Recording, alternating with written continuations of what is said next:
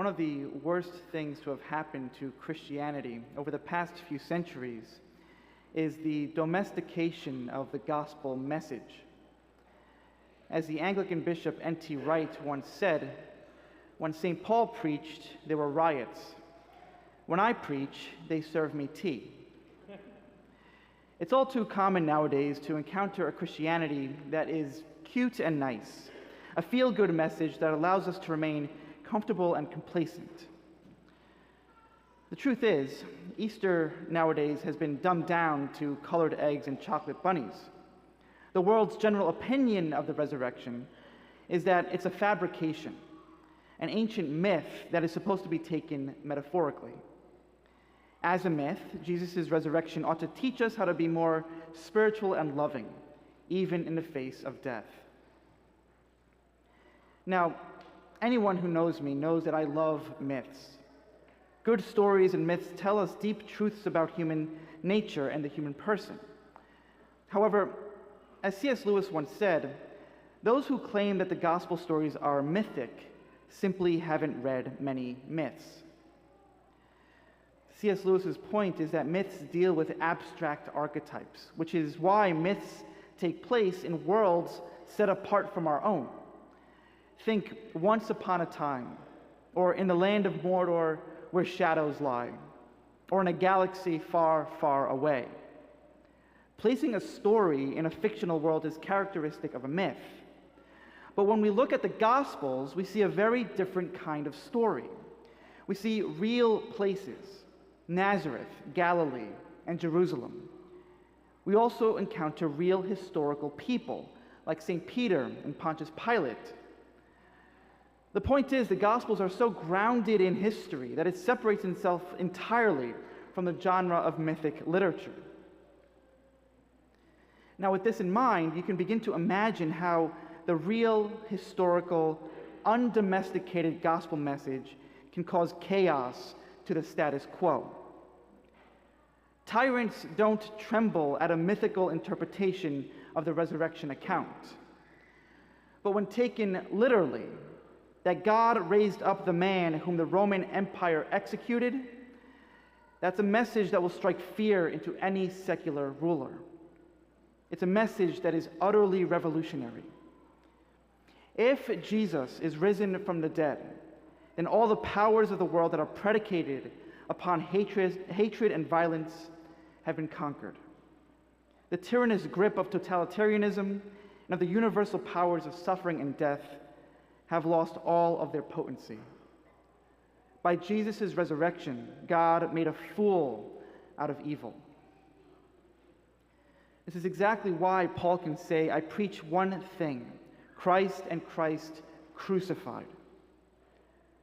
Back in the first century, that would have struck Paul's listeners as absolutely absurd. Christ crucified, as in someone who underwent the most severe and humiliating state-sponsored execution known to man. Yes, because Christ rendered that severe and humiliating state-sponsored execution powerless. As followers of the risen Christ, it's our job to proclaim this earth-shattering truth to the world. That's what we call evangelization. Now, to our modern ears, the word evangelization has become somewhat flat. Go out and evangelize, we'll say, and be sure to invite everyone over for coffee and donuts. You see, true evangelization is anything but that. Again, go back to the first century.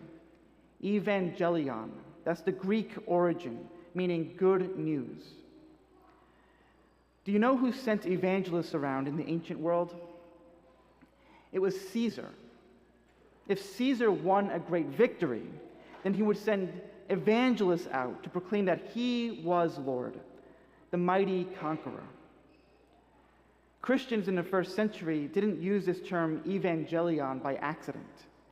It was intentional. And as you can imagine, it was a slap in the face to every secular power that existed. The early martyrs of the church testify to that.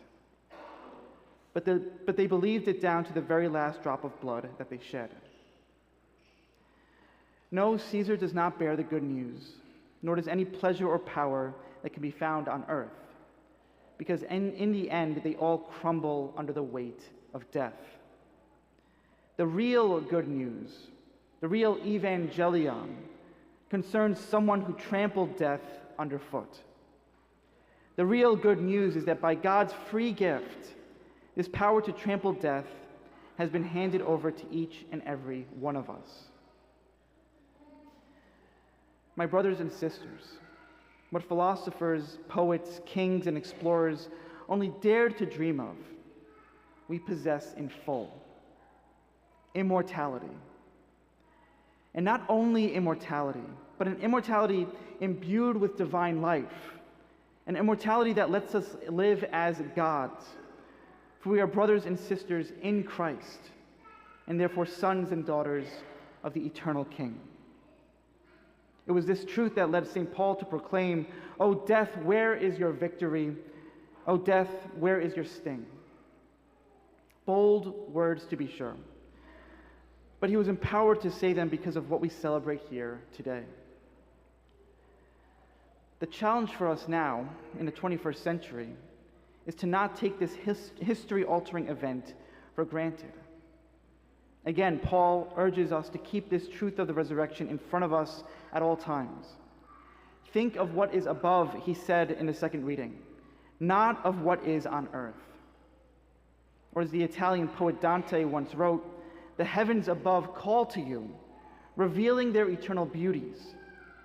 Yet you keep your eyes fixed on the ground alone, and he, the all-discerning, strikes you down." Strikes you down might be putting it lightly. God's only Son defeated the greatest enemy of mankind, death itself, and yet we live our lives as if it doesn't matter. If you asked a room full of people what they are most afraid of, I guarantee most of them would answer death. In many ways, death defines our human condition and taints the way we view life. And yet, the God-man we worship put death to death. And yet, we live our lives as if it doesn't matter.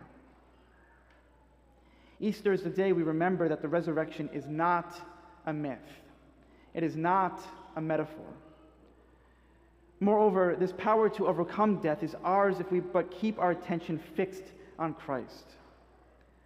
By the hope we hold in this Easter event, the end of our life stories will be full of joy. To give into despair because we all suffer death is to be blind to the light of the resurrection.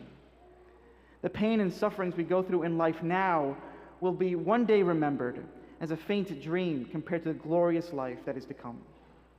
For in the risen Jesus Christ, there are no tragedies, but only divine comedies.